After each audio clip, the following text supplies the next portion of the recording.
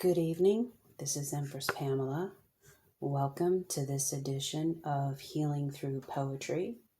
Tonight I am reading A Visit from St. Nicholas by Clement Clarke Moore. 'Twas the night before Christmas, when all through the house not a creature was stirring, not even a mouse. The stockings were hung by the chimney with care, in hopes that St. Nicholas soon would be there. The children were nestled all snug in their beds, while visions of sugar plums danced in their heads.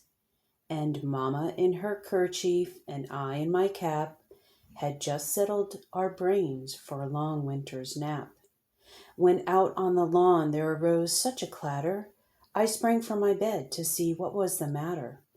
Away to the window I flew like a flash, tore open the shutters and threw up the sash.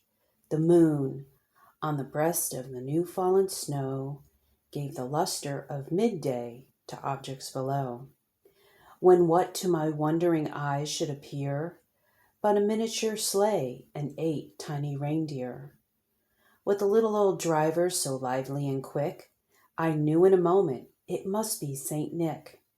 More rapid than eagles his coursers they came, and he whistled and shouted and called them by name.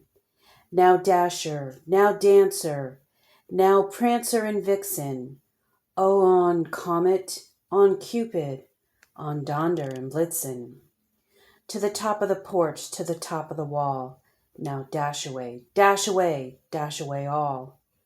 As dry leaves that before the wild hurricane fly, when they meet with an obstacle, mount to the sky. So up to the housetop the coursers they flew, with the sleigh full of toys, and St. Nicholas too. And then in a twinkling I heard on the roof the prancing and pawing of each little hoof. As I drew in my head and was turning around, down the chimney St. Nicholas came with a bound. He was dressed all in fur from his head to his foot, and his clothes were all tarnished with ashes and soot. A bundle of toys he had flung on his back, and he looked like a peddler just opening his pack. His eyes, how they twinkled, his dimples, how merry. His cheeks were like roses, his nose like a cherry. His droll little mouth was drawn up like a bow, and the beard of his chin was as white as the snow. The stump of a pipe he held tight in his teeth, and the smoke, it encircled his head like a wreath. He had a broad face and a little round belly that shook when he laughed like a bowl full of jelly. He was chubby and plump, a right jolly old elf, and I laughed when I saw him in spite of myself.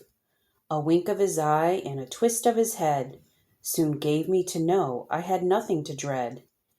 He spoke not a word, but went straight to his work, and he filled all the stockings, then turned with a jerk, and laying his finger aside of his nose, and giving a nod up the chimney he rose.